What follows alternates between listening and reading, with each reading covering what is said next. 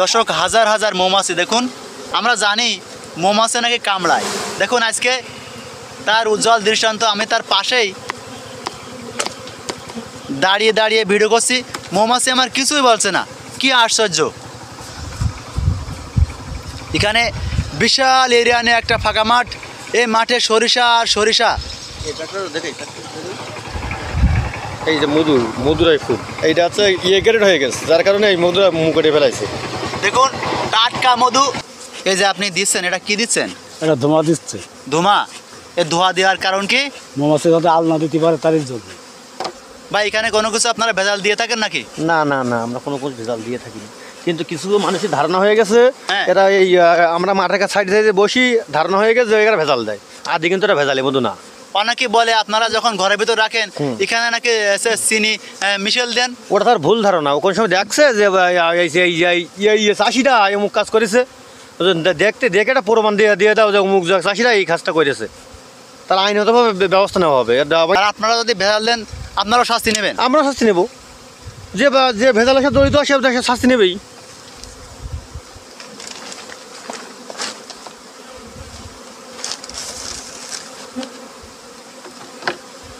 মধু চাক থেকে কীভাবে মধু সংগ্রহ করছে আজকে সরাসরি আপনারা দেখতে পাচ্ছেন।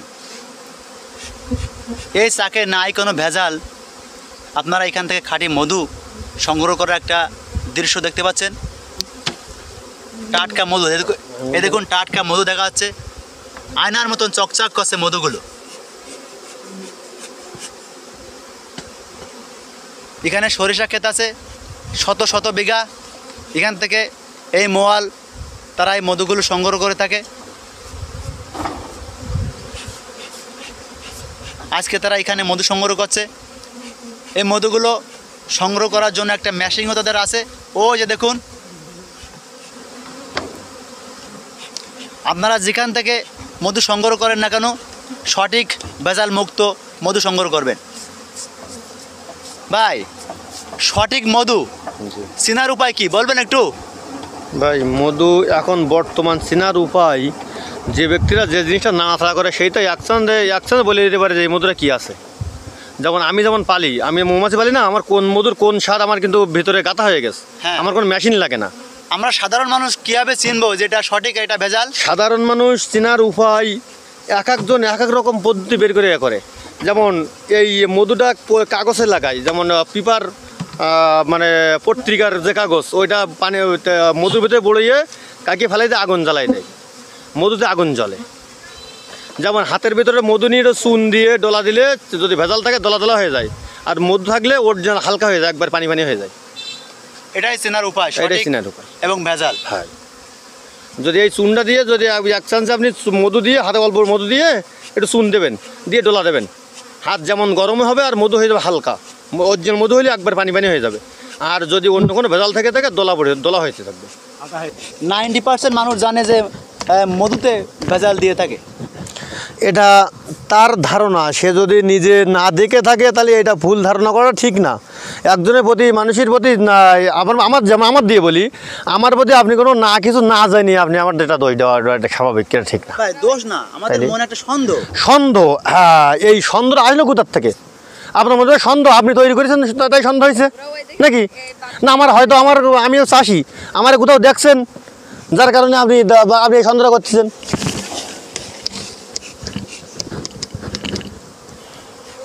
তবে ভাই খাঁটি মধু এখনো পাওয়া যায়, এখনো খাঁটি মধু 100% খাঁটি পাবে, কোনো রকম কোনো ডুপ্লিকেট নেই।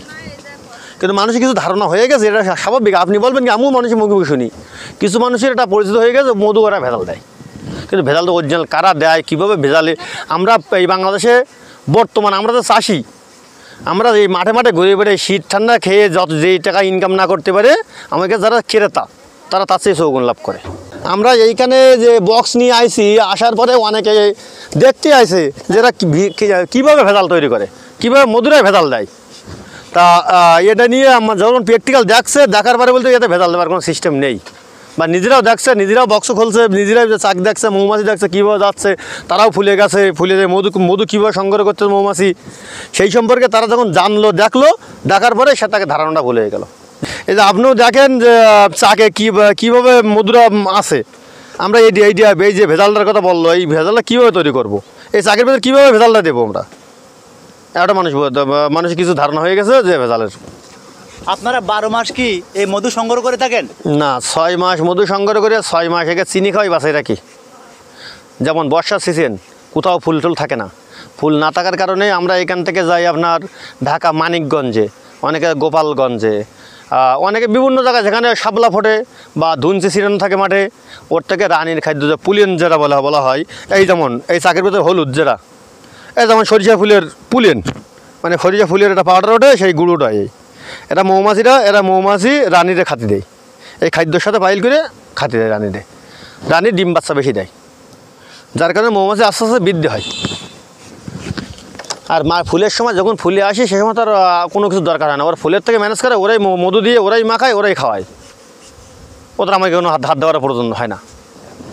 কিন্তু বর্ষাকালে 6 মাসে যখনই মৌমাছি পালি, এই সময় মৌমাছি চিনি খাওয়াই বাঁচায় রাখতে হয়। তাও আল্লাহর অশেষ মেহেরবান, আল্লাহ যে কতটা ফুলের মধ্যে কতটা মধু আছে, আমরা বস্তা বা চিনি খাওয়া একে বাঁচায় রাখতে পারি না, ওকে খাদ্য চাকে রেডি করতে পারি না। আর এরা মৌমাছি এতটা থাকার কারণেও এতটা রয়েছে, তারপরেও খাইয়ে দিয়ে যা রেডি করে সেটুকু আমরা বের করে নিই। অরিজিনাল মধু, খাঁটি মধু আমরা যখন মধু বেশি হয়ে যায় আস্তে আস্তে বের করে নিই চাকের থেকে। যেমন এই চাকটা আগে ছিল কম, এখন এই সাদা যেগুলো করতেছে এইগুলো মধু দেরি হয়েছে, এই মধুগুলো আমরা বের করে নিচ্ছি, আবার খালি চাক রেখে দেবো। এগুলো সব মধু। আর এই পাশে এগুলো কি? এগুলো বাচ্চা। এই যেমন একটা বাচ্চা ফাইটে উঠতেছে, রানী মাছি ডিম দেওয়া আছে ভিতরে, ওই ডিমের থেকে রানী তৈরি হয়, 20 দিনের মাথায় একটা বাচ্চা ফাইটে ওঠে। হ্যাঁ, এই মাছটা এই মাত্র বের করলো। এই মাছটা 2 দিন মধু তো খাবে, খাই সুস্থ হবে, হয়ে তারপর মধু সংগ্রহ করতে বেরোবে।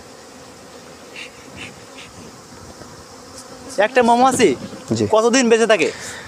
একটা মৌমাছি প্রশিক্ষণ জানছি 39 থেকে 41 দিন বেঁচে থাকে। ডিমের থেকে ফুটে বাড়ি থেকে 39 থেকে 41 দিনের মধ্যে বেরোয়। আর একটা ডিম দেওয়ার থেকে 21 দিনের মধ্যে একটা মৌমাছি ফেটে বেরোয়। একটা রানী মাছি কিন্তু 12 দিনের মাথায় ফেটে বেরোয়। রানী মাছিটার প্রশিক্ষণে প্রশ্ন হয়েছে যে রানী মাছি আর দ্রুত ফাটার কারণ কি? তোরা তো বলছে যেমন রয়্যাল জালি বা রানী মাছি পর্যাপ্ত দেওয়ার কারণে ওইটা দ্রুত তার শরীর তৈরি করে দেয়, যার কারণে দ্রুত বেরিয়ে আসে।